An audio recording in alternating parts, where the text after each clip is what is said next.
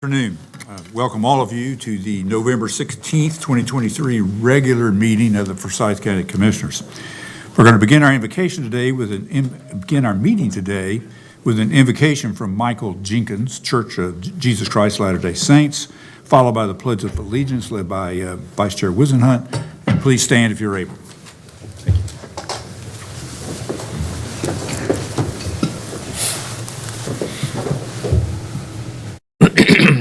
Our Father, who art in heaven, as we gather on this occasion in the capacity of this Board of Commissioners meeting, we pause to give thanks and recognize all the blessings that emanate from Thee, and grateful for those. Thankful for life, our health and well-being. We're grateful today, especially for those who serve our community, for the leaders and all that they do as they strive to make the lives of our citizens of our community better. We ask for a blessing on them as they continue to do their duties and responsibilities, that they may meet with success. A blessing on this meeting especially, that they might achieve the things and goals that they have set out to achieve. We are most grateful for our Savior, Jesus Christ, and mindful of Him, and pray that we might remember Him on a daily basis as He has paved the way that we might live again beyond the grave. We ask a blessing upon those who serve our community and put themselves in harm's way on occasion, a blessing of protection. Pray for these things and give thanks in the sacred name of Jesus Christ. Amen. Amen. I pledge allegiance to the flag of the United States of America and to the republic for which it stands, one nation, under God, indivisible, with liberty and justice for all. Thank you very much, Mr. Jenkins. Thank you. Citizens who are interested in participating in the public session portion of the meeting, please call 336-422-1200. You'll be placed on hold until the public session begins. Members of the audience who are interested in participating in the public portion of the meeting, you just need to fill out a speaker card and return it to the clerk, Ms. Matthews, at the end of the table. I'll mention that phone number again for those who may call in, 336-422-1200. The first item on the agenda today is a public hearing on the petition to close a portion of Plemons Road. And I'd like to ask Shalee Bowen from the Geographic Information Office to give us a brief overview of the request. We're ready. Okay. Good afternoon. Ashley, I'm forgetting how to do this. Was it not this one? Oh, that one. Okay. Is that mic on by any chance? Well, I guess it is. Gotcha. Is that better? Yes. Yes. Okay. You might bend it a little more towards you, perhaps. Thank you. Better? Yes. Okay.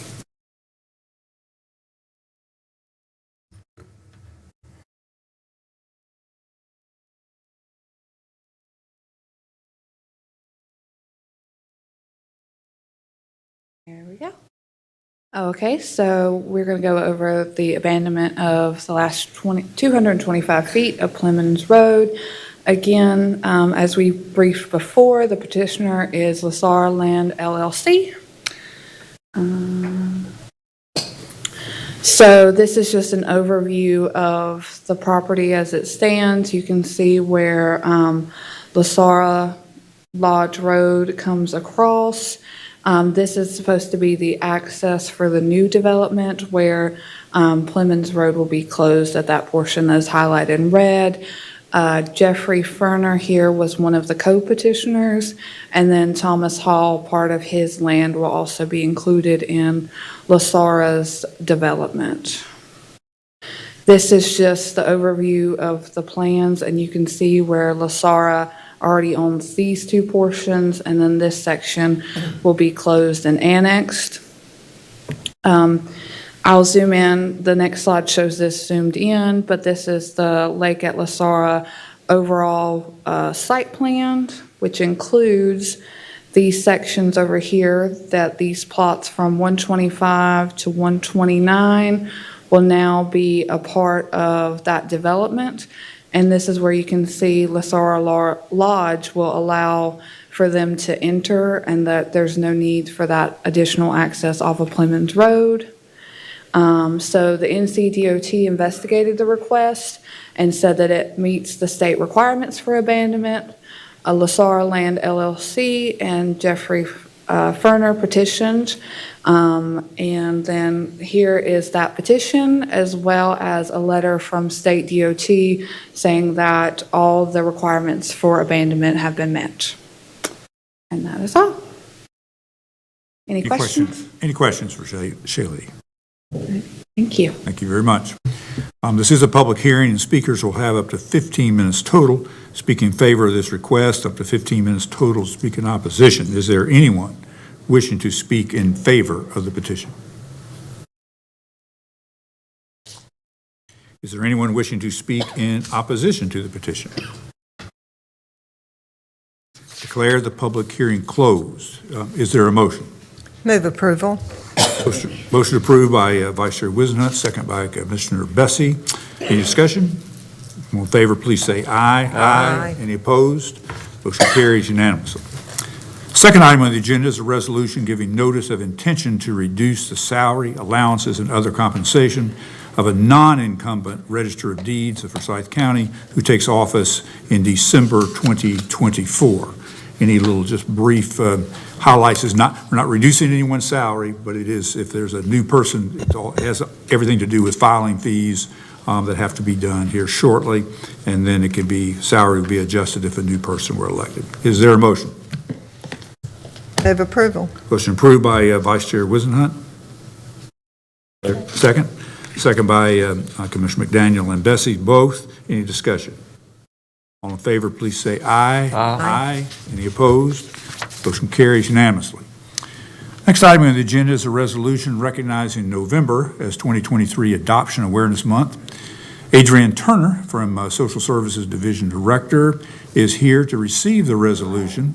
Please come forward. Thank you. And anyone else that's with you that you'd like to bring.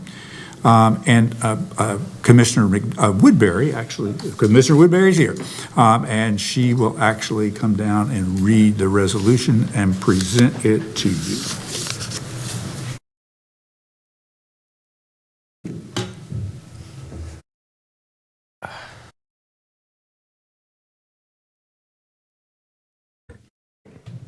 Good afternoon, Chair Martin and Vice Chair Wizenhut. This is a resolution recognizing November 2023 as Adoption Awareness Month in Forsyth County, North Carolina. Whereas Forsyth County recognizes the importance of giving children in foster care permanent, safe, and loving families through adoption. Whereas every child deserves to grow up in a loving, stable family environment. Whereas more than 100,000 children in the United States are in the foster care system and are waiting to be adopted. Whereas approximately 230 children in Forsyth County are in foster care, 68 of whom are legally available for adoption, and of that number, 22 are not in adoptive placements awaiting permanent families. Whereas the Forsyth County Department of Social Services is joined by numerous individuals along with public and private organizations who work diligently to increase public awareness around the needs of children currently in foster care and those leaving the foster care system, as well as the enduring and valuable contribution of all foster care parents, relatives, and approved caretakers who meet the needs of these children. And whereas this action, along with similar recognitions in all 50 states, will bring awareness to the need for adoptive families and will offer children the chance to live with stable and loving families and encourage other dedicated individuals to make a powerful difference in the lives of a child through adoption. Now, therefore, be it resolved that the Forsyth County Board of Commissioners hereby declares November 2023 as Adoption Awareness Month in Forsyth County, North Carolina, and residents of Forsyth County are encouraged to join in raising awareness on behalf of the children in Forsyth County who are awaiting for a loving family regardless of race, age, gender, health, emotional, or behavioral condition or past distress, adopted this 16th day of November 2023. I'll second that motion. All in favor, please say aye. Aye. Any opposed? Motion carries unanimously. And Ms. Turner, if you'd like to say a word, take the copy of the proclamation and anything you'd like. Thank you, and we just want to thank you all for continuing to support the children of Forsyth County, and I just want to highlight our amazing adoption team that is behind me with their supervisor and their program manager. Thank you. Thanks for the work you do.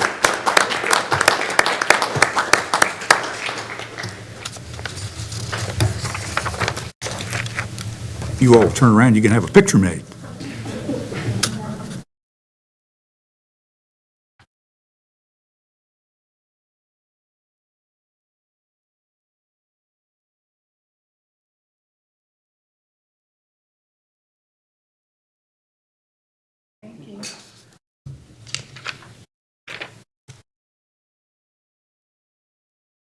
All right, the next items on the agenda are two proclamations recognizing November 17th, 2023 as World Prematurity Awareness Day in Forsyth County.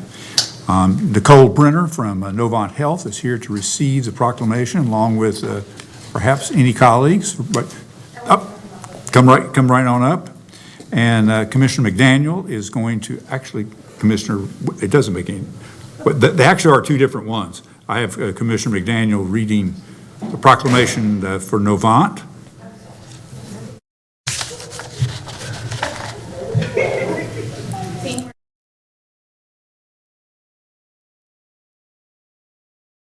Thank you, Chairman. I'll be reading the proclamation today, so we have clarity, as the World's Prematurity Awareness Day in Forsyth County, North Carolina.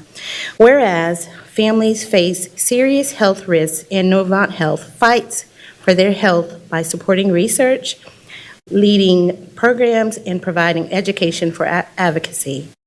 Whereas Novant Health is committed to amplifying the voices of pregnant people and families in North Carolina. Whereas Novant Health has worked extensively to improve access to paternal care for all, increase awareness of the impacts of implicit bias on maternal health care, and raise awareness of the importance of optimal preconception health as the strategy to improve maternal health, reduce preterm birth, infant mortality, and maternal mortality as well. Whereas Novant Health will continue their work in the community to address the maternal and infant crisis of prematurity, as well as social determinants of health, such as transportation and housing. Now, therefore, be it resolved, be it proclaimed that Forsyth County, the Board of Commissioners has recognized this day, November the 17th, 2023, as World Premature Awareness Day in Forsyth County, North Carolina, proclaimed this 16th again day of 2023. Thank you. Second that motion. All in favor, please say aye. Aye. Opposed? Motion carries unanimous. Ms. Brenner, you're welcome to come forward, say a few words, and introduce your colleague. Come on up, Ellen. Good afternoon, everyone, and I'm Nicole Brenner with Novant Health, and I just wanted to extend our sincere gratitude in extending this proclamation for World Prematurity Day and Prematurity Awareness. Ellen is a colleague and partner and part of her organization from One Love Foundation, and she carries this with her because this was the size of her daughter Love upon birth from a premature birth. And so we do this to raise awareness, and while tomorrow is technically the Prematurity Awareness Day, today is a really important day as well, as March of Dimes organization has released their report card for maternal and infant health. And sadly, for the second year in a row, the United States has received a D+ on that report card.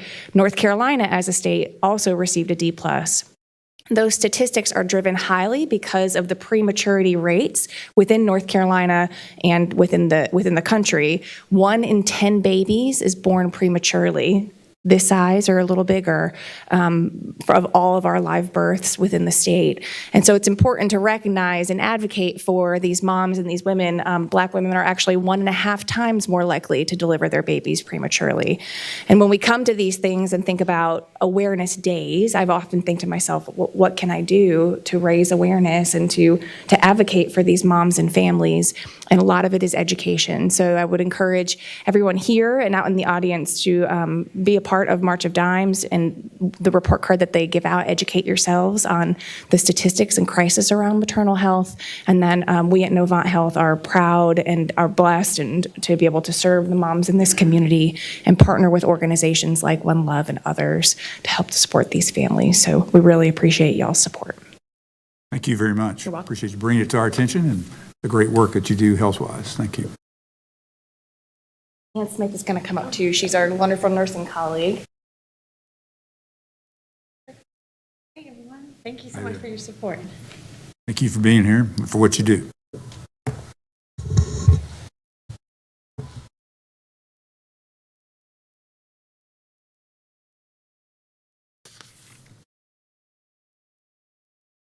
I got you on.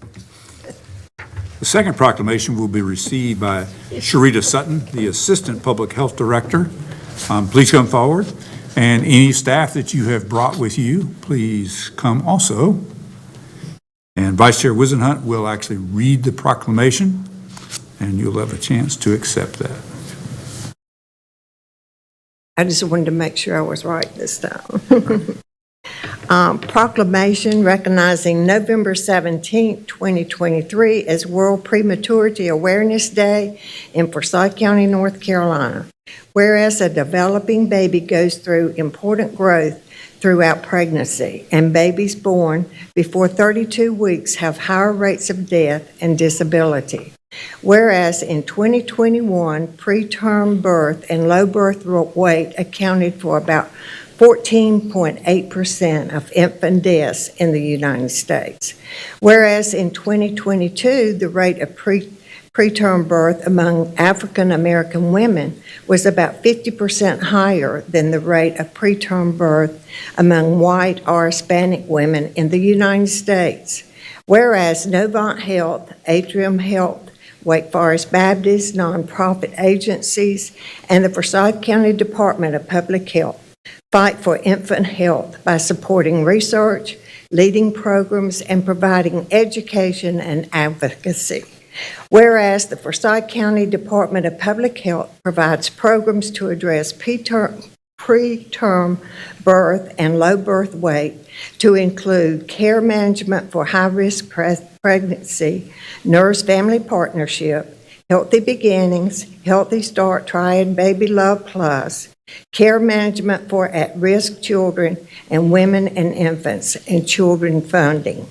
Whereas Novant Health, Adrian Health, Wake Forest Baptist work to improve access to prenatal care for all, increase awareness of the impact of emphatic bias or maternal health care, and raise awareness of the importance of optimal preconception health as a strategy to improve maternal health, reduce preterm birth, infant mortality, and maternal mortality.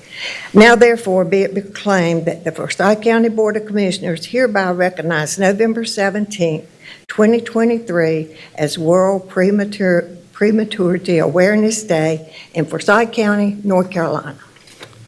Second that motion. All in favor, please say aye. Aye. Any opposed? Motion carries unanimously. Mrs. Sutton, you're welcome to accept it. Any comments you'd like to make or introduce your colleagues? Thank you so much for your continual support and to our home visiting programs. I have the pleasure of having Ms. Lisa Walker here. She is the nurse program manager over 3 of the home visiting programs that Commissioner just spoke about, as well as Lasagna Tuttle. She's over our Baby Love, Try Baby Love programs. And again, these are home visiting programs, and we continually thank you for your support and all that we do. Thank you for what you do. You guys can turn around and get a picture here. Thank you. Thank you all so much.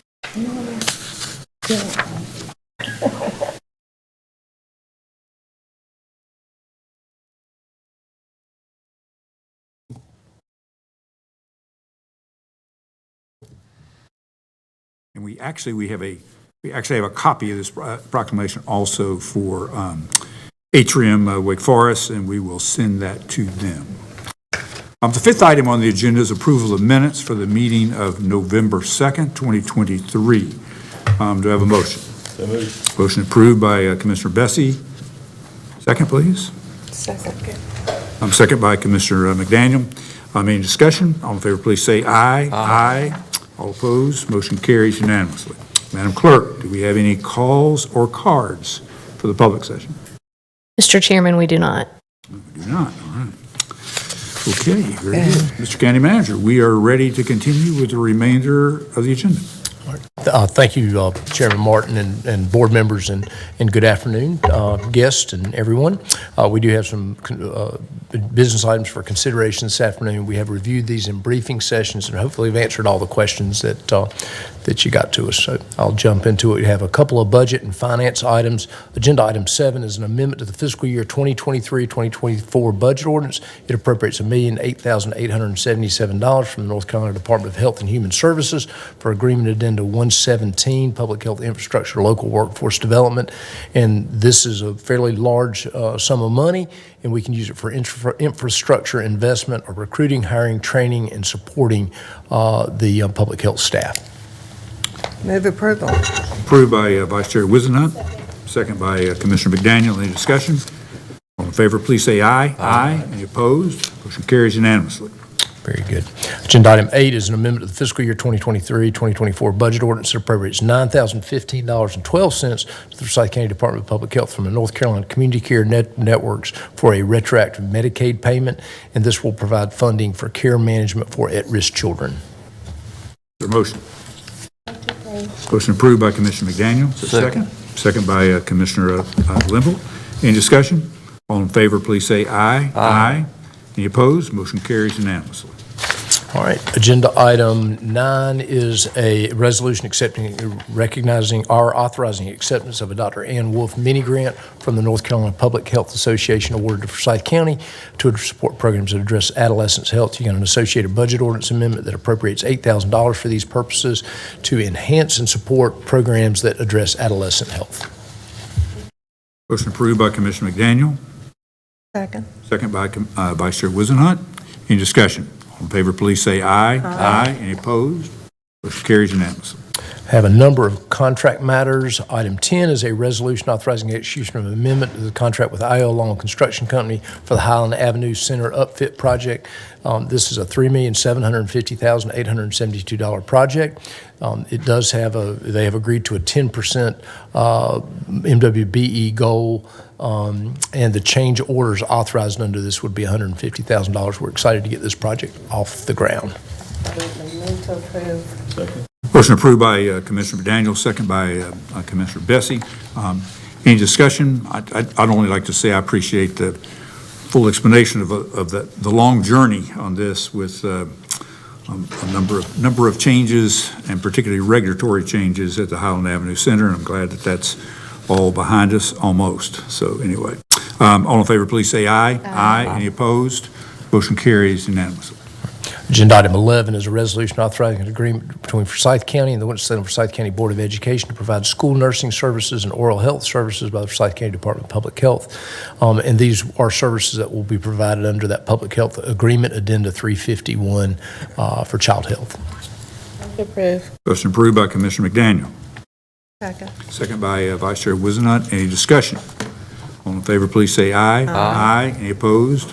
Motion carries unanimously. Item 12 is a resolution ratifying and authorizing execution of an interlocal agreement between Forsyth County and Davidson County on behalf of their respective health departments for Forsyth County to provide laboratory testing services to Davidson County. We do have the capacity to do that. It's in an amount not to exceed $16,000 from Davidson County, and it's mostly for STD testing. Move approval. Motion approved by Vice Chair Wizenhut. Second. Second by Commissioner Linville. Any discussion? All in favor, please say aye. Aye. Any opposed? Motion carries unanimously. Item 13 is a resolution ratifying and authorizing an interlocal agreement with the City of Winston-Salem to provide funding to Forsyth County to assist in the county's efforts to remediate and restore Brushy Fork Creek adjacent to Smith Reynolds Airport. This would provide $300,000 for that project, and we are submitting this over to the City of Winston-Salem. I understand they're going to take this up in their next business cycle, and so hopefully they approve it. If they make any modifications, we'll bring it back to the board, but we're excited to get this project off the ground. So, Motion approved by Commissioner McDaniel, second by Commissioner Bessie. Any discussion? All in favor, please say aye. Aye. Any opposed? Motion carries unanimously. Agenda item 14 is a resolution authorizing the execution of a contract to provide real estate appraisal services. The company is Vincent Valuation LLC, not to exceed $100,000. I think our tax assessor collector is really doing this as a contingency, understanding that staffing issues may come up, and if they do, he'll have this in his back pocket. So, Move approval. Motion approved by Vice Chair Wizenhut. Second. Second by Commissioner McDaniel. Any discussion? All in favor, please say aye. Aye. Motion carries unanimously. agenda item 15 is a resolution authorizing execution of a contract to provide electronic payment processing services, including credit card, debit card, and ACH for tax bills. The company is GILA LLC, or MSB Payment Processing. It was competitively bid, and they're the lowest responsive bidder. Move approval. Motion approved by Vice Chair Wizenhut. Second. Second by Commissioner Linville. Any discussion? All in favor, please say aye. Aye. Any opposed? Motion carries unanimously. And the last item is item 16, it's a resolution approving refunds by the tax assessor collector in the amount of $641.28. Move approved. Motion approved by Commissioner Linville. I'll second that. Any discussion? All in favor, please say aye. Aye. Any opposed? Motion carries unanimously. And that is it for the formal meeting, Mr. Chairman, so we probably got through it fairly quickly. Let me check, but my suspicion is we can adjourn and go straight into the session. So. Okay, thank you. We're good? Okay. All right, is there a motion to adjourn? We'll So moved. so move. Second by Commissioner Bessie. All in favor, please say aye. Aye. Motion carries unanimously. We're ready for the briefing, the November 16th briefing for the board, the actual meeting on December 7th, 2023. Right, very good. We had one discussion item on the list. We also have Mr. Tommy Krantz from the school system here to talk a little bit about an action that the Board of Education took this week. So why don't I do the GFOA award first, and then since we can brag in front of Tommy about how great our finance department is, and then we'll ask Mr. Krantz to kind of go through things. But I am very, very pleased to notify that we had received yet again GFOA, which is the Government Finance Officers of North America, that group, that we qualified for GFOA's Certificate of Achievement for Excellence in Financial Reporting. The Certificate of Achievement is the highest form of recognition in governmental accounting and financial reporting, and its attainment represents a significant accomplishment by government and its management. It talks a little bit about, that this really does kind of reflect the efforts of a strong finance department as it leads as it does that important work in county government. And so, Mr. Chairman, would you or one of the commissioners like to go down? You can hand this to Ms. Terry Goodwin, our CFO. I would be honored to. All right, very, very And good. by the way, can you give the number of consecutive years we have received that? I was going to, because, Let her? yeah, let's let her jump up there and do that. So, yeah. And if we lost Todd, I'm going to take a picture of it. We'll make sure we get that in a second.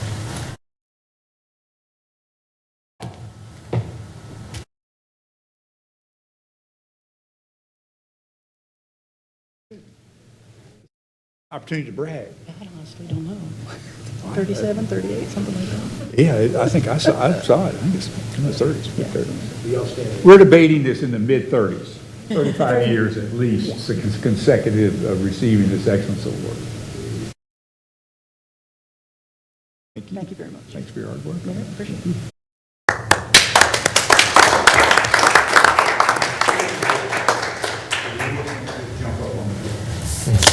That's right. All right.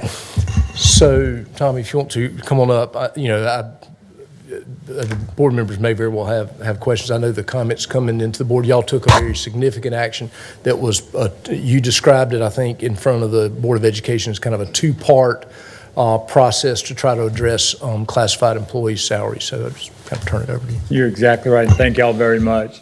First, let me apologize for not showing up with a coat and tie on. I didn't realize I'd be here today, so please accept my apology. Basically, what we did is this. So when you look at the classified employees, those are really the backbone of the district.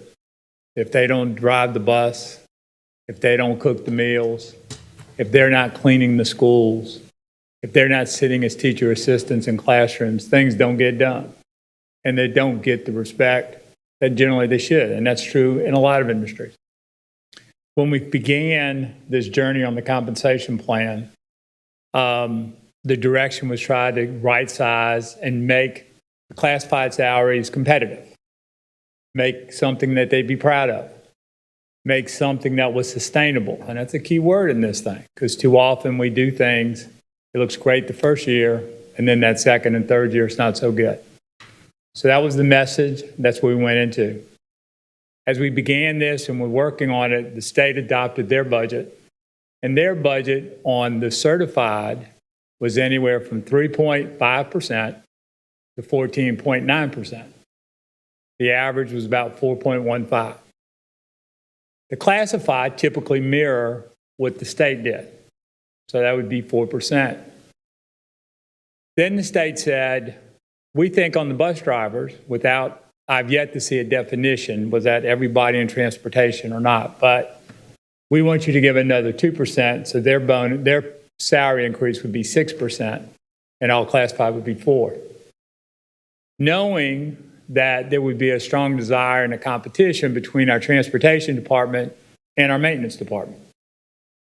A lot of the mechanical skills and the knowledge that they bring are very similar. So then it was, what could we do for 6% inside of the maintenance side? Then I knew it was going to be, they want all classified to get 6%.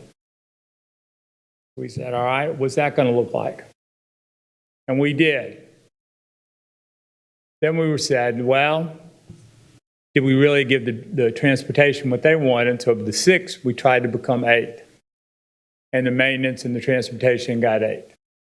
Now, if you look at the dollars, it's about $4.3 million on local funds. Those funds took the budget, which I'll graciously adopted, and increased A2 with $1 million of that, as I understood it, in reserve. We didn't touch that because the agreement we had, both verbally as well as later, was that we needed to have a comprehensive plan to present to y'all. And this is one part of that plan, but that's not the full plan. And so if you look at the budget, there was 3 requests. We had the $4.4 million that was classified from 2 years ago. Plus we had the $2 million in the custodial side and then $660,000 in security. So the funds that were in that $4.4 million is basically the funds we used to fund the increase. Now, how did we achieve that? Remember when we said at the beginning that our numbers, it was difficult to tell where we were spending money. And then we kept digging and digging and digging and digging and really making sure we maximize the funding sources we have available. The best way to do that is make certain that we have people in the state budget and not in local. We got it down to 833 last year with the numbers, and that was the lowest in the last 5 years plus. And this year I'll be below that. Doing that allowed the local dollars to get reshifted. So we did. With the board, and then we said, how do we remain competitive? Because Guilford County is mirroring us right now. When we say raise it $1, they're going to raise it $1.25 to $1.50. They're trying to stay slightly ahead of our numbers. And they do a tiered structure of every 2 steps. Well, when you look at what the state came out with their salary plan, they're getting rid of steps on the classified. And they never have. We did for 3 of our pay bands. But then for the majority of our classified pay bands, there were no steps. There was just a pay band. And that's what the state's going to, a universal pay band. Okay? So we've mirrored that. We had them in the max, and we ended up doing the recommendation was 8% for transportation, 8% for maintenance, 6% for all classified, and if you are a director or above, so the higher price paid employees is 4%. So that's your 4, 6, and 8. Now, the board adopted that. We are working to pay the retro out by the end of the month. We are working to get the November check with the correct pay rate in it, and we will accomplish all of this. And then on people who are mid-month, so we do 2, mid-month and end of the month. The mid-month will get their retro on November 30th. They'll get in their December regular check, their new rated, what their regular checks will look like. And that's basically, now the next steps for us, I'll work with Mr. Crutchfield and do I call it the market component, because now we got to address compression. We've done somewhat. We've made it competitive. But the second component is we had rates, and this was from the district, where we kept paying people the same rate over and over and over and just making the hole bigger and bigger and bigger. And so if you looked at grade 50, which was our school nutrition employees, I came in, we raised the rate to $15 an hour a couple years ago. If I was at step 0 or if I was at step 19, I was getting paid $15 an hour. So I've been there 15 years. I'm getting $15. Somebody brand new with no experience is getting $15 an hour. That's what made everything inequitable within the district on our salary scales. And we saw the same thing with some of our bus driver positions. Now, under Mr. Martin, there was a policy adopted that from pay grade to pay grade, it should have been a 5% growth differential. And that had been evaporated over time. And so then you saw the same pay rates across some of the grades as I went from 50 to 51 to 52. So now the next step is how do we break apart that? And that's where we'll come back to you with that plan and have this as a comprehensive to see if there's any, have we achieved the goals that Mr. Martin and y'all as a board asked us to do, with the whole plan. And then does that meet the objective? And then see what's the best use of the $1 million reserve, if any. I hope to accomplish that goal, but that's our plan. Questions? I've got a couple, but if somebody else wants to jump in.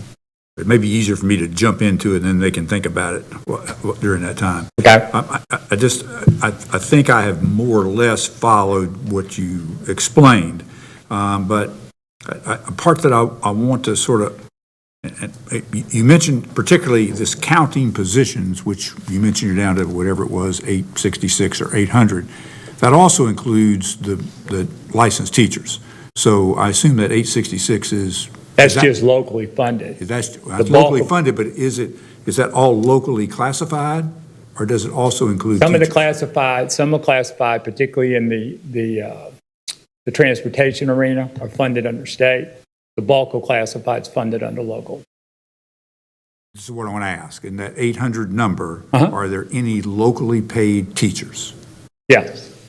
And so how many locally paid classified employees are impacted by this current change? All classified employees, no matter their funding source. I got it. I just simply want to know of the local group. We're all concerned about local dollars. Of the locally paid employees, how many of them are classified? You would have your maintenance, the drivers that drive the white and blue, your administrative team that's on the classified, that over transportation and maintenance. So of that 800 plus, you would have approximately 450 to 500 that'll be classified. Okay. Your teacher's assistants, you'll have some of those where there's above the numbers, but the bulk of your teacher's assistants get funded out of state. All right, so the second question on that, I've sort of got that, you're guessing about 450, is that in making to take the state money, particularly to go to the 6%, and you made it 8%, particularly on I assume on the drivers, and you are talking about bus mechanics. Yes, sir. We're not talking about maintenance, we're talking about bus maintenance. Right. Is what we're talking about, mechanics. Did it require local dollars in addition to the state dollars in order to make that work for these state-funded people? Do they have a part of their salary now that's local as a result of that? Very few of our employees are split within the funds. I guess Okay? my question is, are there any that are split? Not in below a director level. When I start getting into some of the higher paid employees in the district, they are split. That's where I see the bulk got of the you. splitting occur. So did that amount of local dollars in the people above director, did that amount of dollars, local dollars, go up also? Yes. And that's included in your total of 4 million? 4.2 million, yes, sir. So that's in there.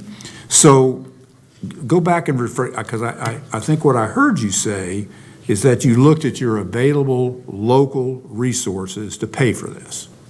And I heard 2 million for custodians. Was that the 2 million you had budgeted for basically your contract cleaning services? Correct. And so you moved that into classified employee salaries? No, that's good. The 2 million on the custodial are going toward the custodial services themselves. Okay, so I'm just trying to, did you actually have 4 million plus whatever that number is in your budget that we approved back last June? Did you have that, was that the number you were working with? I mean, I'm just Say trying. that again, because I could make that answer a lot of ways. Well, when we went through the budget process, we spent a fair amount of time talking about locally paid teacher cost. Right. And then we were talking, and part of the issue was getting these numbers is, well, what is the cost on classified? Because you asked us specifically for classified pay dollars. Correct. And you had a number that ultimately, we agreed to this, to delay this $1 million if you get the market stairs. And that would be sort of for a later. So the part that actually was included in the FY24 budget, did it include that $4 million in locally paid classified employees? That's what I'm trying to get at. The $4 million that's the increase was in the locally In the budget, funded budget. locally funded classified pay budget.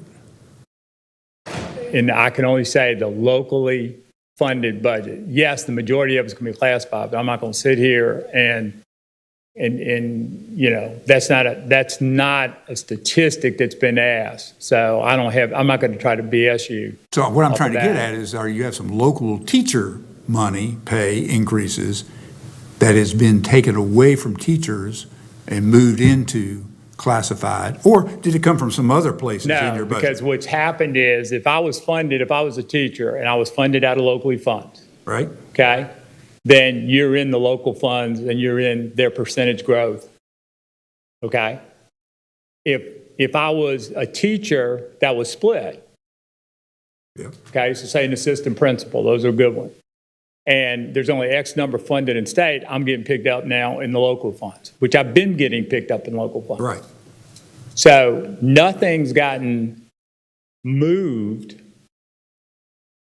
but anybody that was in local funds when we were doing the budget, as we presented it to y'all, still is in local funds, and that's what was budgeted for with the increase.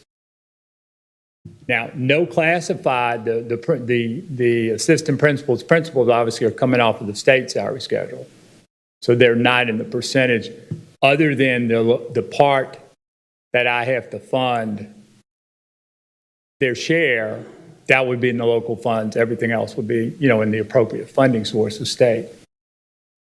I guess what I'm just, I guess I'm surprised, I'll start with that. I'm surprised That we got to that the point. amount of money that was in your budget, that we approved, but not what you requested, what we approved last May, I'm surprised that that amount in local funds is sufficient to implement what you just described that would be, it's local, that would be, I realize you got a lot of state money in that. So, but the local amount, I'm surprised that that would be the same. We were, or equal to. we were as well, as we were going through the analysis.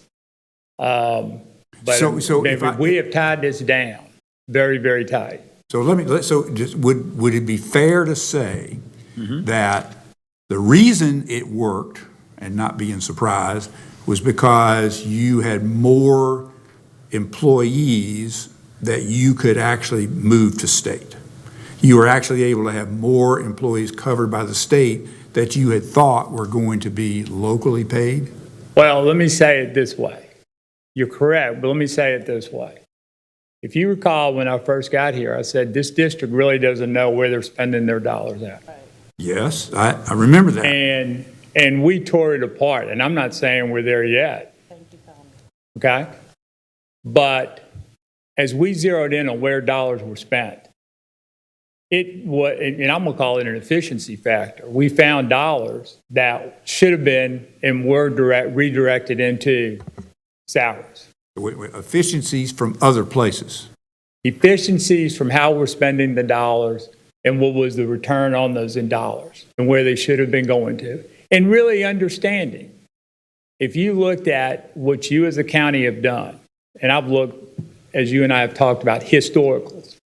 As a county, y'all put in a substantial sum of money over the last, I think it's 10 to 20 years I looked. But I'm vague. I wasn't prepared to go into this detail today. But y'all have put in a substantial sum of money. I think the money was spent on the education, but now it's being spent or redirected to where it makes the return, and it was into the salaries. Okay, I think and so essentially, I get it. You basically made this balance of different things, as you described, efficiencies elsewhere in the budget, namely, not exactly, you refined your budget costs or what is it going to take to do these things, and you had money left over to do that. I think I'm hearing you say that. You're correct. Now the next step this year is getting it even finer and really getting down to what's other, you know very well, there's more efficiencies I'll squeeze out of this thing this year. Very possible. I'm monopolized, but I have just basically sort of one other question. I saw your scale that basically you go from your I guess your year, they're not bands, I guess. You talk about that 3. It goes from 0 to 10%. Right. So that 0 to 10% part on yours, that's going to, long-term, we're talking about sustainability now. Right. The long-term on that, that's going to be, that can get expensive, because because I actually watched that part of your board meeting, and one of the questions that was asked was that if the state let's say the state provides a 3% raise overall average for classified employees, and if you're a person that's qualified now and that 10%, is the 10% bump, the 3% state's going to be applied. Right. Then is that 10% bump going to be on the 3% or on what the total salary? Total. The total. That's the intent. So that ends up costing some money depending on the distribution of your staff. Correct. And I would think that in your classified staff distribution, it is probably more front-loaded on inexperienced staff versus the 20 to 30 year experience. Yes, sir. Which in that case makes it more likely that you'd be able to afford it. And I guess I want to know, did you do any modeling on how that staff sort of changes? Because my suspicion is the staff is getting younger every year over an average of the classified employees. And then in that case, you don't feel quite as stretched, to do that. I'm just trying to get at. And you're exactly correct. I'm trying to get at your comfort level of being able to sustain what you just did, which really is providing some raises beyond the state level forever for employees that fall into that category. So I mean, that can be a big thing 5 and 10 years from now. And I agree with everything you said. And it was many sleepless nights trying to look at that and really getting to a comfort level. So Well- you're at a comfort level with that. Yes, sir. Because here's where we'll get it. Right now, we're not keeping employees in that 20, 25, and 30 category. Our employees are looking in the classified paycheck to paycheck. And a lot of times that's just to survive, but they look at it as paycheck. The district offers great benefits, the health care, the retirement, and we don't get credit for that as we retain staff and compete in the private sector. The private sector doesn't do that. What this also gives is that drive to keep our staff, and we're not returning it and continuing the training and all the upfront costs it takes to have that turnover of staff. Our buildings are older. There's never enough money to address all the facilities in any public entity. No matter how much everybody says things and how much everybody tries, there's never enough money to do it. Okay? If we keep our most senior employees, they know the building. They know the routes. They know how to get the job done. I save up front because I'm not doing the training. And I think we have a much happier workforce that also will drive a better product, facilities-wise, to the thing. Now, time's going to tell if I'm right or wrong. But I think it's going to work. And I think it's something that the whole county can be proud of. But that's Tommy's opinion. Certainly, we hope so. I hope so, I too. mean, that's kind of that's the bottom line piece. I'm going to stop and let other folks, I have an unrelated question at the end, that's at least one more, but Okay. I want other people to have Okay. an opportunity. I do have some questions, if I may.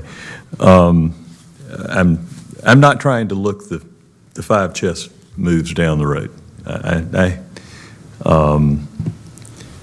I have a hard enough time focusing on the immediate impacts, and so I have some clarifying questions. I believe I heard you basically say in response to Chair Martin's questions that some bus drivers are considered state paid and some bus drivers are considered locally. The bulk of transportation is funded out of the state funds. But some would be classified as state paid staff and some would be classified as locally paid staff? Yes, sir. Right. Now, when you described what the General Assembly did in their budget, which was adopted substantially after our budget, so, Yes, sir. they had an opportunity to look at the wisdom of our local budget. They decided that classified employees categorically should have a 6% raise. Is that? Just drivers. Just bus drivers. Just bus I'm drivers. sorry. Bus drivers. And what you're doing through the plan that the school board just adopted is upping that by 2% and saying the bus drivers and the bus maintenance employees get an 8% raise, yes? Correct. Now, Well, but also, so you did 2% on the drivers, but you did 4% on all the rest of the transportation team. on the maintenance team, okay. Now, does that 8% raise apply to drivers and bus maintenance staff, regardless of whether the position is classified as a state or a local one? That is correct. Yes, sir. Okay, all right. And the same, similarly, when you're talking about teacher salary supplements, that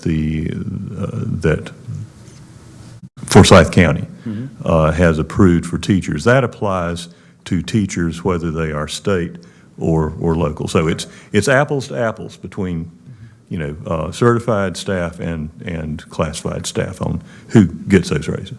Right. You got one with supplements and you got one with the bumps. Right. Okay. So while I respect the importance of knowing how many local positions there are and how many state positions there are, and it has multiple implications, some of which I haven't quite gotten yet. I'm still the new kid.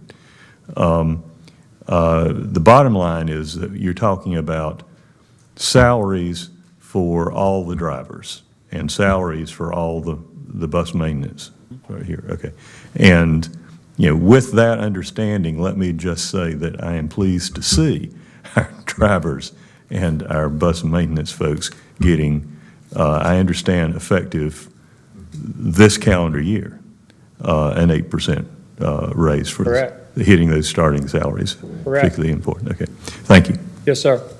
Other questions for Tom? Chair Martin, I don't have a question. I do want to share with the public my perspective from being a public school educator for over 20 years. So I definitely understand where Dr. Martin is coming from when we go in the weeds. When you guys come here, it's just habitual, especially based on where he was as the former superintendent. And it's not out of a place, in my opinion, of trying to be unhelpful. It is out of a place of, I have some experience in it. Maybe we can help to move this train forward. But I do want to especially thank you, Tommy, for coming into our school district and at least trying to water the seeds and get some flowers to grow from with our budget. Because what I would tell you, in all authenticity, this was not, I want the public to know, a meeting that was in private. When I got on the school board, my first year, the state came and said, we're getting ready to take you all over with your finances. So we have been working diligently to make sure that we have balanced budgets. And what you're doing right now, I think, is trying to help us now consider how can you not only just have the balanced budget, which that's just state law, you have to have a balanced budget, but you need to think about being considerate of how we can build in our community decent, livable wages for those who make, less than, that's what I would say considered classified. So I want us to be very mindful about when we say, we don't know what we're spending on. That statement is out of context, in my opinion, because we do know what we're spending on. It's just that there are a lot of variables. And the main one, I will say, this is not to blame anybody, but anybody in North Carolina and deals with public schools know that the budgeting process for North Carolina public schools is like one big puzzle and maze. And everyone from a different state that comes here and try to become CFO, that's one of their main kind of, suggestions that maybe North Carolina need to consider a different way that we hold schools accountable with the budgeting process. And so, again, I just want the public to know that there are, different variables that creates the complications, not just in Winston-Salem Forsyth County schools, but all throughout the state with public schools. And that means that the county commissioners, state legislators, the folk at the school board, we all have to be more patient with one another, less, accusatory with one another. And also, I think, being more progressive, meaning we're sitting in the room trying to figure it out, because I think we all trying to get to the same thing. Other comments? Yes. So, Tommy, I wanted to say, I will praise your pond today. How about that? So, we attended the State of Education on yesterday, and we saw that you had a $745 million budget that, again, was balanced. So I was appreciative to see that. Also, how the needle has been moved in terms of our students in the failing schools. So you can share with the Board of Education. For me, I had an intuition that someone like you needed to be in that space to figure out where the holes or the pots, holes and all those things were. So I'm grateful to have you, and thank you so very much for what you continue to do for the Board of Education and our citizens here in Forsyth County. And I just wanted to say thank you. Thank you. I knew that was something going on, but I'm glad that you're here, so I appreciate you. Other comments? I got one last question. Yes, sir. And it really has to do, as you, in that modeling and thinking ahead, whatever local dollars additionally have gone into figuring this out, and in subsequent years, there's going to be that additional, that 24% load for retirement. Right. That's going to be a part of that.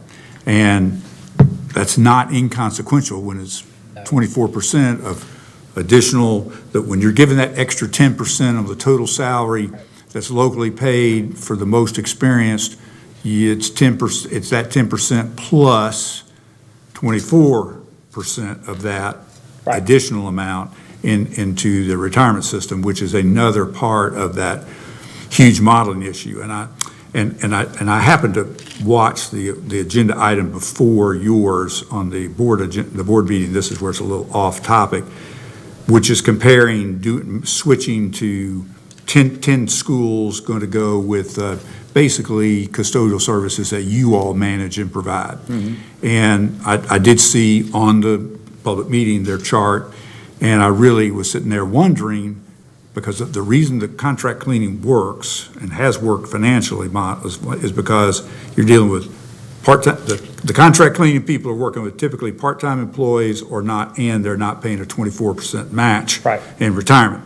So I'm just curious, in that analysis, for this 10 schools, I just want to know if you provided the dollars, the number on what the real cost of those salaries is going to be. We passed along, yes, sir, we were a part of the analysis.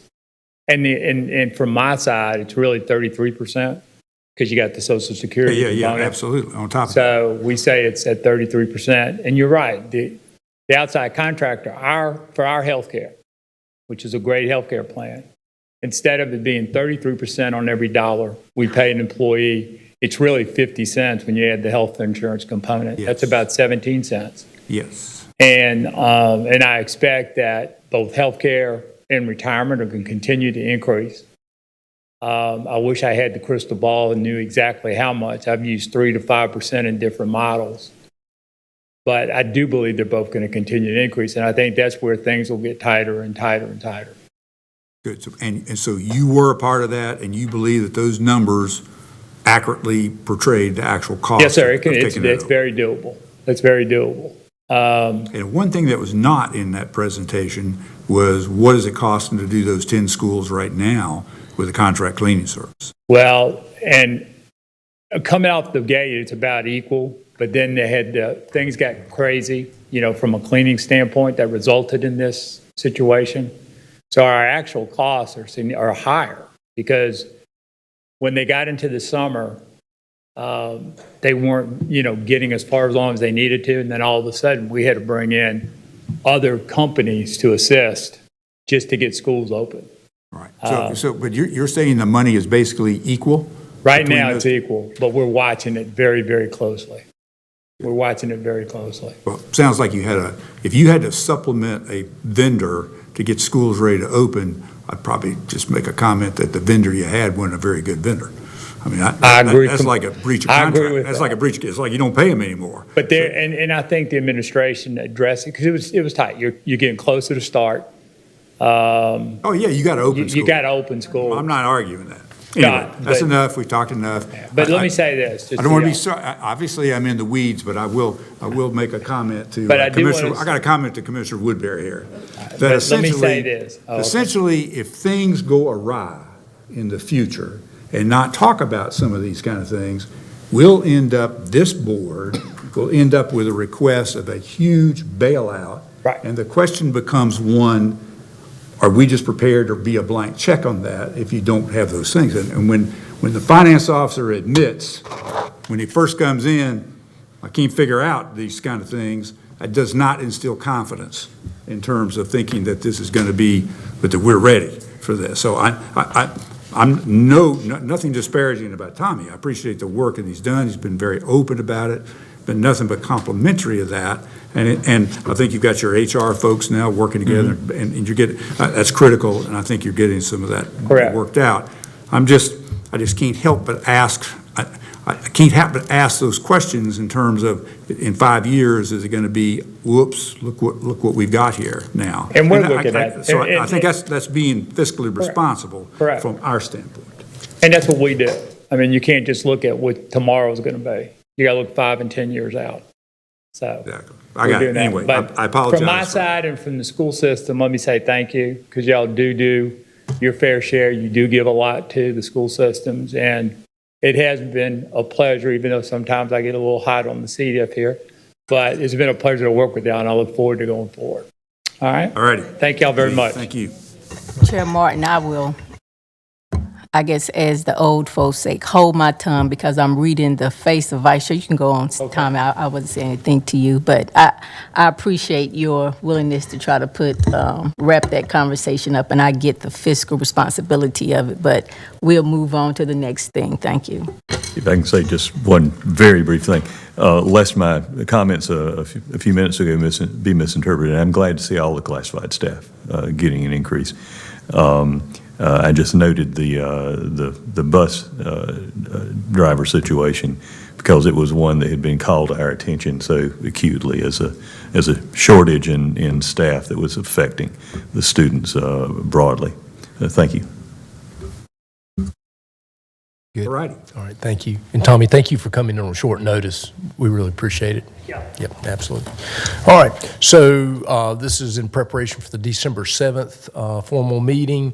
It is that time of the year where the organizational meeting's held, so you'll see where we've got election chair and vice chair, and then the meeting schedule. And I think, Madam Clerk, you have provided the meeting schedule, so you've seen that. We tried to take into account the conferences and the holidays and all that as we went into next year. And so you'll have that in front of you to consider. We do have a couple of public hearing items that we wanted to brief for in detail as is our practice. And then I did want to talk about one item or a couple of items just related to the inflation reserve and some construction projects. So the first one is a public hearing on a petition to close. Dudley, excuse me, please. Sure. But if you're going to go into all that detail, could we take a 5-minute break? Yep, absolutely. As long as the 5-minute chairman recess. says so. Thank you.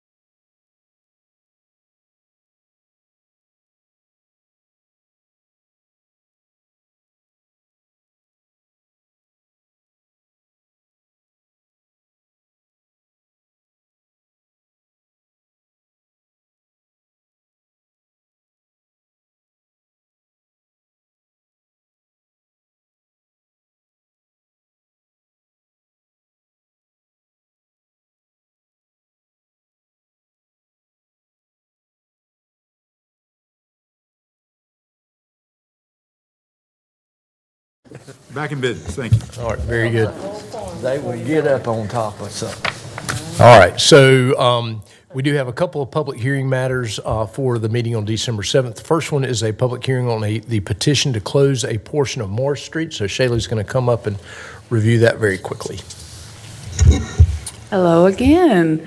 And can I just take a second to say thank you all for recognizing World Premature Day, because I have both my daughters were 2 months premature and come out only 3 and 4 pounds. So it's close to my heart. So I just want to take a second to thank you all.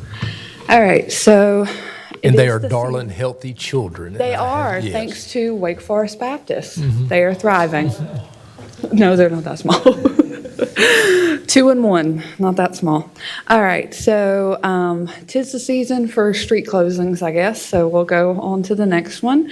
This is the last portion of Morris Street. The petition was actually submitted by Red Pill Partners LLC. I know that it was mentioned last time that there is a portion within Forsyth County and a portion within Walkertown city limits. We did receive communication today from Walkertown that they will close their portion after our portion has been closed. Signs have already been placed. They were placed out November 6th, notifying the public. The owners do on both sides of this portion, so they are requesting to close this area for developmental purposes. And honestly, if you look out there, it's basically just dirt road anyways at that portion. Here is just circling that on the imagery, and then here's the plan showing, and I'll just go ahead to the Zoom part. This top 145 feet is within Walkertown, and this additional is the portion within Forsyth County. Planning found that there were no issues to this part being closed, and there are no other owners that would be impacted. And that is all, if there are any questions. Any questions? Just on the aerial pictures that you showed, there is a sort of a diagonal sending right to the left. Is that a stream or is that a transmission line? Transmission line, I believe. Where is, this is closed, where is the access to this property is all in question in here? Is it New Walkertown Road? Does that? So actually, the portion that's going to be closed does not impact the Morris Street part that's coming off New Walkertown. So as you're coming in, there's a paved portion, that 3 residents, and then I believe it's Ace Hardware. They still have all that. The only part that's being closed is, again, the gravel piece that is beyond those properties and that entrance point. Is the area in there of land, is it under Walkertown or the county jurisdiction, zoning jurisdiction? I believe there's 2 portions, so it's within Walkertown limits at this part, and then our zoning at the bottom, I believe. According to that map, you go, it's pretty good undeveloped area of land in there. And we didn't get, I did ask Matthew, our addressing coordinator, if there were any documentation on what the actual development was going to be or proposed, and he said the documents we received were vague. I don't know if Chris has received any additional. There is an approved subdivision that is basically the project that is out there, and I can't remember the zoning. It was, this project was approved probably sometime in the last 12 to 18 months, but it's a subdivision. There could be some townhomes. I can't exactly remember, but if so, all the zoning was in place for it. But the access will be off New Walkertown Road, and I believe even with this closure that I believe there might be an emergency access that would come off Morris, but the public road in and of itself will be closed because Morris is such a substandard street. There really isn't any way to improve it. So that's where planning didn't have an issue with it. But the actual project comes off of New Walkertown Road, probably quarter to a third of a mile down New Walkertown from Old Hollow, back to the southwest. Well, isn't the current zoning, isn't the density pretty high? Again, I hate to speculate. I don't have the plan in front of me, but it's definitely a dense project, but I don't think it's anything like RM18 or RM12. At the most, it would be like 8 units to the acre, but it's probably 5. Is sewer available to it? Again, Commissioner Lidwell, I'm not exactly sure. The project has already been approved. It's gone through the proper approval procedures. I'm assuming it's probably has sewer to it, but I can't sit here and definitively say. Okay. Thank you. Thank you. All right, very good. The other item that has a public hearing is a zoning petition of Braxton Charles LLC. I'll turn it over to Chris Murphy to review.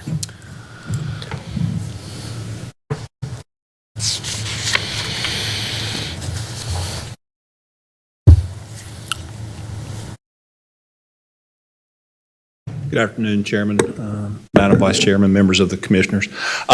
I am going to brief this item, but I will not be here for the next 2 meetings because I actually have a conflict on the 7th because I have to be at a City Zoning Board of Adjustment appeal. So Kirk will be here, but I will brief him and have him perhaps be prepared to talk about the other item that you just asked questions on. For case F1633, this is a request to rezone 3.4 acres located on the north side of Ogden School Road, west of Davis Ridge Drive, from RS9S back to general use AG. This piece of property came in for rezoning about a year ago. There, the subject property is shown in the GMA3 growth management area there in the southeastern part of the county. The piece of property highlighted in yellow here is the piece of property that they're requesting to rezone from RS9S back to AG. The request is the petitioner on that original request has worked with this property owner, and this property owner is actually going to swap out some other land that he owns, that he and his I'm not sure if it's a husband and wife, it's just him, if it's a group. They own some other property that they're going to do a land swap with the developer, Mr. Greg Garrett, and then that's going to be incorporated into a project within the town of Kernersville. So this piece of property, they want this to go back to general use AG. This is the subject property, again, shown outlined in yellow on the aerial photo. This is looking at the subject view of the subject properties to the left. Look, it's looking east along Ogden School Road. Subject property to the left. This is looking to the northwest along Ogden School Road. The subject property would be on the right. This is looking at the subject property from Ogden School Road, again looking to the north. This is looking to the south. This project was also approved at the same time as the RS9S rezoning that we're speaking of. I believe this was rezoned to RS15S. But again, this is a single-family subdivision that's currently under construction there on the south side of Ogden School Road. Looking at the Southeast Forsyth County area plan, it does recommend this for large lot residential, 0 to 8 units per acre. You do see it there to the southeast of Weldon, and like I said, I believe this is a land swap where they're looking to incorporate some additional property into the Weldon development there within the town of Kernersville. The subject property surrounding context is predominantly rural with some suburban characteristics. To the north and northeast of the subject property is rural property already that is zoned AG. Of course, this subject property is RS9S, as well as the property to the west and to the south across Ogden School Road is RS15S. The request, the planning board found that the request was generally consistent with legacy and the Southeast Forsyth County area plan update. The property is located within GMA3, but it was previously zoned AG and they're wanting to put it back AG. So the planning board felt like that was a reasonable request, and it does satisfy some of those recommendations within the area plan. The proposed district is compatible with the adjacent uses and zoning, and the request does constitute a downzoning of the property from the RS9S back to AG. This was heard by the planning board at their October 12th, 2023 public hearing. There were no speakers in opposition, and following the public hearing, the planning board did unanimously recommend approval of this request. So Isn't that unusual for anybody? Well, I've seen it just very, not often at all. It's unusual when somebody wants to go the other way. Usually that's just unusual. Something that goes through the process to being rezoned, it's not very likely. It doesn't happen often. It does happen sometimes. We see it a lot for preliminary subdivisions. Let's say you have a piece of property that is zoned RS9, but it doesn't have a subdivision plan already approved on it. And they submit a subdivision plan that goes to the planning board. Well, then for, whatever reason, there's a piece of that project they want to take out. They have to go back to the planning board to ask for that preliminary subdivision approval to be removed from that piece of the property. And we probably do 3 or 4 of those a year. So it's not that unusual. It's just unusual that they're doing it to something that they actually rezoned. All right. Any other questions? Thank you, Chris. Thank you, Chris. All right, so looking at the rest of this agenda, I'll go through most of them fairly briefly, fairly quickly, because we are working to finalize those. The ones that I wanted to pay particular attention to are actually items 15, 16, and 17. So as you know, we've been struggling with inflationary impacts to all kinds of capital projects. There are 2 that are sort of right in front of us that we need to make a decision about what we're going to do. And so at your direction, Budget and Finance worked to look at all of the projects that we are now completing, or the ones that are pretty close. And I said, let's go through those. Some of those we've had budget savings in. The other fortunate impact is that we're actually, the interest rates have gone to a place where the interest earnings on those projects are going to help to soften kind of some of this. And so I really appreciate the work of Finance and Budget in doing this. And so I'm going to ask Kyle to come up. And so the part of this, the 2 projects that are in front of us are the Lock project, which we are opening on Friday, I believe, Damon. And so we're going to try to get this one teed up so that we can move quickly on the Lock project. The other one that's been out there a long time is the Tanglewood Clubhouse project. We were very fortunate to receive a substantial state appropriation for that project, and we're trying to close the gap on that one now. The builder, they had submitted a GMP, and it was ready for the board's consideration, Damon, back in August? It has been quite a few months. It was back in the summer. Yeah, so they submitted it. The question to them was that we were going to wait on the state budget to come back because we could not move forward with that project at that point in time. They, to my understanding, have held those estimates and those, because they went out for bid and they've got commitments from their subcontractors on these, and so they held those long enough that those numbers are still good. Is that correct? Some of them. So they did go back out and have refreshed the numbers. Okay. So they are, some of them are up, some of them are down, but it's slightly higher than what it was back in August. Okay. So, and that's numbers reflected in what Kyle's bringing to you. So we're not really going to go into detail about the project today. We can if you want us to, but we're really going to push that off to next week. But I wanted Kyle to show what he is doing, sort of where the relief's coming from. And there's, when we got through with it, the good news was there's not only sufficient interest earnings and project underspends to cover the Lock project and the Clubhouse project. And I think and those dollars are coming from sources that will be, the source kind of connects up with the parks and those kinds of things. So, but there's also a little over $3 million that's available in a reserve as we move forward with projects as we deal with inflationary pressure. So when Kyle first described it, I said, we need to put this in some kind of chart so that we can a flow chart, we can kind of see. And he did a great job. It's still fairly complicated, and I'm going to let Kyle go through it. As I looked at it, what made the most sense for me to look at are the blue arrows in the words there, because some of this other stuff really does get into the weeds. But we wanted to be crystal clear and transparent about how these dollars will need to be moved around. And they need to be moved around because some of the dollars in the projects had, we had bond finance projects, and so we're trying to meet bond covenants, and you got to move them into the right place so that you follow those rules. So this is complicated. It's that way out of some necessity to make sure we're compliant with bond issuance covenants, but with that, I'll turn it over to Kyle. So. Good afternoon, Commissioners. So the item 15, it's got a lot of moving parts, and what I've done with this chart is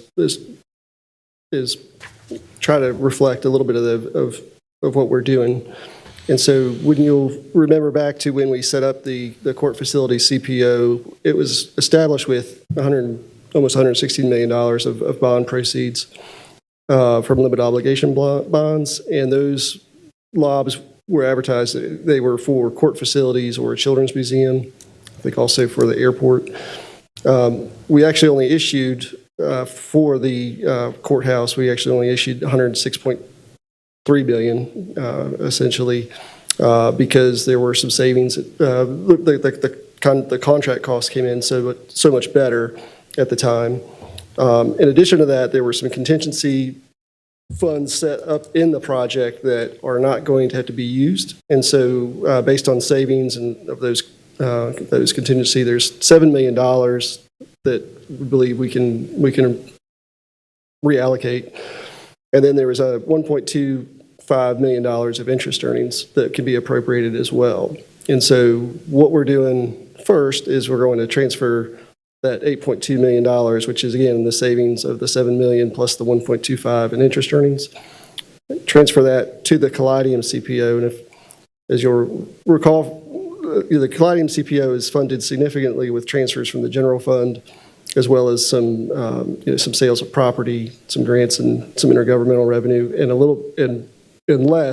a smaller amount, but there were some bond proceeds as well that were included in there.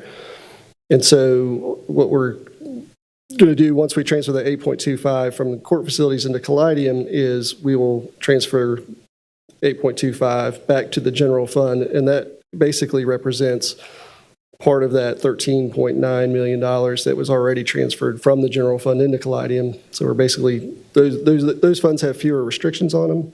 And so we're really, so again, we're going to move the 8.2 from the court facility to Caladium, and then we're going to move 8.25 from Caladium back into the general fund. Just to be really clear, again, it's really because of the fewer restrictions from the general fund funding. And what we'll do then, or what we would recommend doing, is transferring $3,630,990 to an inflation reserve. We could put that in this 22 PAYGO CPO. Set aside $2 million is our estimate for the LEDC locks. Again, I think we'll have a better number on that tomorrow. And then transfers $2,619,010 to the 2019 PAYGO CPO for the Tanglewood Clubhouse project. And so it's a lot of moving parts there. And then for the Tanglewood Clubhouse project, we have some additional parts. Do you want me to go through that as well? Yeah. Or? Go Okay. ahead. That'll be fine. Now, you'll see the agenda items have all these financial transactions, and then they have the award of the GMP the award for the low bid, and then also for the GMP for Tanglewood. And so we can go into it's kind of the project-specific piece of both of those when we come back, because we'll have the lock information back in. Yeah. And so that $2.619 million that I had just mentioned that was coming as part of the transfer from the court facilities to the Caladium to general fund, that's going to go, again, back into this 2019 PAYGO. Then we're going to appropriate some unallocated interest earnings of almost $1.2 million in our county facilities fund and transfer that to the PAYGO project for the Tanglewood project. The 2020 PAYGO CPO has about $51,000 of interest earnings, And then there is a budget reserve that was set aside for, I believe it was debt avoidance or inflation that has gone, it had been more, but it's been reduced to $50,461 through board actions. And so that's between the interest earnings and the savings in that project, or not the savings, but the inflation reserve in there. That's another $100,000 that'll go to the 2019 CPO. And then the 2021 PAYGO, almost $30,000 of interest earnings. Another budget reserve that was set aside for inflation. We have about $239,000 available, so there's $270,000. And then that 2022 PAYGO CPO will transfer this $285,000 to the 2019 PAYGO CPO. And so with the 2019 PAYGO CPO, that being said, there was already $4.5 million in that CPO for the clubhouse. This accepts that transfer of $4 million. Basically, all that adds up to $4,441,257. It also appropriates $4 million that the county is receiving from the state budget this past cycle, and some interest earnings. And you get for the Tanglewood project in this CPO, there's $13.1 million as a result. And then other funds that have already been identified, the board's already acted on. Again, in the 2016 bond referendum, there was $1.6 million for the clubhouse. And then there was $671,000 in the 2018 two-thirds CPO and the $600,000 in the 2020 two-thirds CPO for the project. And that gets you to a total amount of, I don't have it with me, but it's a little over $15 million, which is the number that you saw, I believe, at the last meeting cycle for the clubhouse project. About 15.8, if I remember correctly. So, and it's a lot of moving parts, and I know it's confusing. But we're happy to try and answer questions either now or over the next couple of weeks. Or Let me just see if I'm sort of reading this right. Has the cost of the Tanglewood Clubhouse project essentially tripled from the 2019 estimate? So, Yes. So originally it was for a substantial rehab work. And then back prior to the pandemic, we said, well, we just built two 20,000 square foot libraries for $6 million. So if we added money to the $4.6 million, we could replace it. Well, then, the pandemic happened and costs started going up, and it has been more. And then for this project also, that's a little different than the library projects, was we have to have a temporary clubhouse, whereas for Kernersville and Clemens, they just stayed in their facilities because we built on new ground. And then there's going to be substantial demolition on this project to the tune of about demolition, earthwork, about $2 million as we remove the existing clubhouse. Then there's going to be a lot of fill and grading associated with it that's a little different. And in 2016, was the estimate of the rehab 1.6 million? Or was that known at the time it would only be a fraction of the cost involved? So not really unlike Caladium, because Caladium started off as about $1 million project down the hill, and just over a long period of time grew, and then they located it where it is, obviously, and so this project is very similar to that. When it was first envisioned, it was a rehab of the current facility. And we started putting money, to try to do that. And really the question became, is the building envelope in the facility, should it be, do we put money in that facility? How much money do we put in that facility? And so, at the point where the decision was made that it just, we really didn't make any sense to try to renovate where we are. The project, from the last time the board said let's move on it, it was about an $11 million project. And so we are at about a little shy of $16 million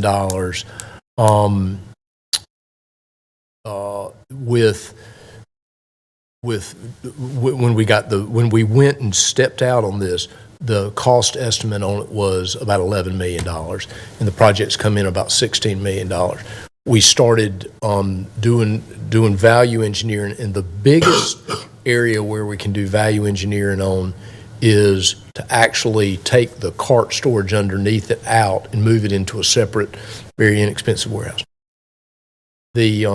From a operational perspective, you lose that $2 million cost you more than it's worth to move it out. And so that's sort of the place we're at in the project. But yes, there's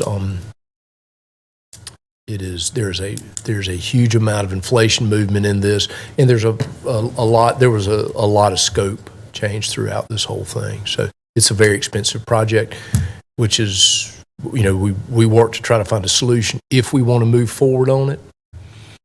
If we don't want to move forward on it, then. And Mr. Chairman, if I may, if you go up to the top of the first page,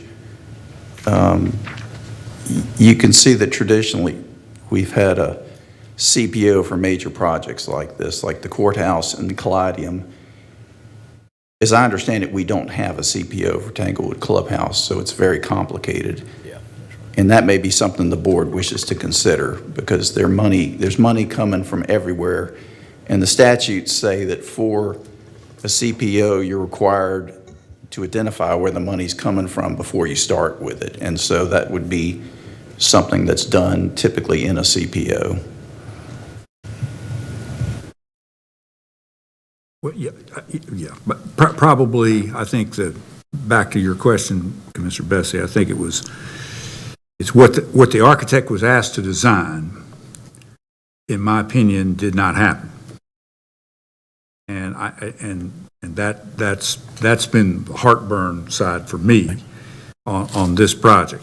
I don't doubt, and there's certainly no way you could take the original budget given to the architect doing this work with our construction management at-risk issue, that inflation has not accounted for all these differences. There's clearly some design issues that were not some things, whatever. We didn't get it. We got a way more expensive building design than we asked for. And that's created some problems. Yeah. And I have a lot of heartburn about this project. Yeah, and I do too, and it is frustrating, and I conveyed to Arthur Samet that very idea that this is it's coming in way higher than expected. But we are at that jumping off point where you say, do we jump off, or do we go back and reevaluate where we are? We've got two options to show you. One's around a $14 million option, one's a $16 million option, and we can go into detail on that one. Go into detail when we get back that Thursday. But we did want to show you where we have been able to identify resources if you want to do it. I do, from the management perspective, there's more value for your money in the larger project. To cut it, you're actually cutting more value than the cost of what you're cutting, and so that is the hard piece of this. If I could say, because I won't be here for the next meeting, I have a national meeting. This has kind of been my baby from the beginning, because I serve on the tourism board, and we miss so many opportunities because of our current clubhouse. We miss golf opportunities, reunions, weddings, all sorts of things. This will produce revenue. Will it pay the bill? No, but it will produce revenue.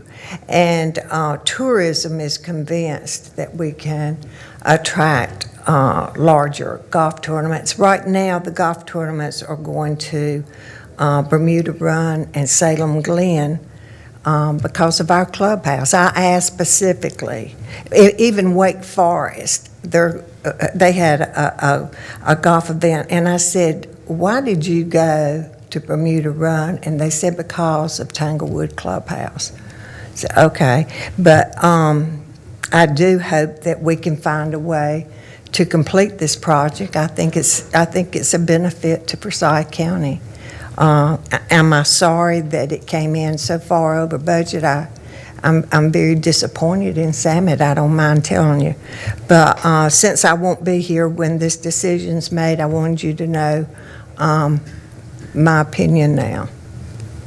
And I think to that point, we spent through a bond issue, the courses, the championship course is in amazing shape. And so this is sort of the missing link of frankly, a world-class facility. So I think it was maybe prepared in that light, but Well, I think you were very creative. We were fortunate in where a lot of these sources of revenue came from. We were very fortunate. And I think you've been very creative in assembling, collecting together lots of different little pots of things and moving it around. And so my hat is off to you for figuring out a way to pay for it. So Kyle, thank you for figuring that out. That was very creative. Yeah, it's kind of one of those things for me. I probably have to hold my nose to vote for it, but Well, and it wasn't just budget, it was definitely Terry's staff too. We worked really closely with Lee Plunkett and Terry on this as well, so thank you, Terry. Okay. And I can say, I think we've been down this road with Callidium also, so. Oh, yeah. not as severe as this road. Well, I don't know. Well, in terms of project growth, probably. Well, it was the original budget came from the back of an envelope. The original budget did not come from an architect actually doing serious. Fair enough. Doing a programmatic takeoff. This budget came from an architectural takeoff, which back of an envelope, architectural takeoff, it makes a big difference. Absolutely. All right, I'll just real quickly review the other items that we're working on that we'll brief fully when we come back the Thursday after Thanksgiving. We've got a resolution designating new review officers to review and certify plats. There's just a statutory responsibility that you actually approve the folks who are authorized to do that. You've got a resolution, the notice of intention to reduce the salary regarding the register of deeds and all that. That's just second reading, I believe. Is that correct, or should it not be there? It should not be there. That's my fault. Well, my fault because I thought it was a second reading, so I would probably said something to you, but apologize for that. You've got 100th anniversary of the Delta Sigma chapter of Winston-Salem, and Commissioner McDaniel has requested that we recognize that.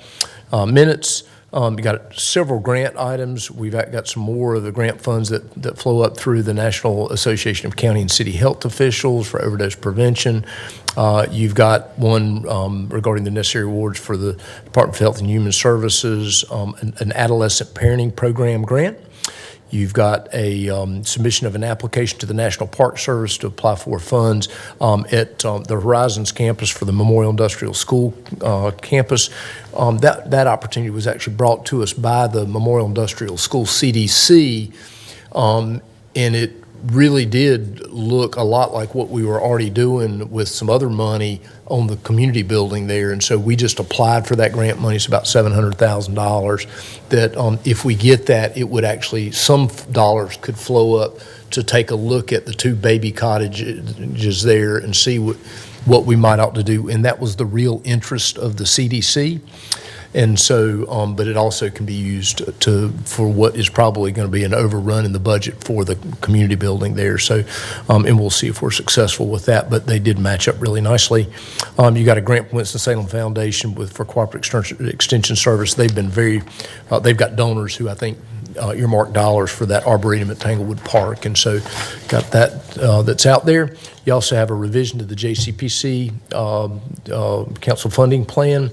We just talked about item 15, which is all those dollars that are that would get moved if you want to move forward with the projects, and then 16 and 17.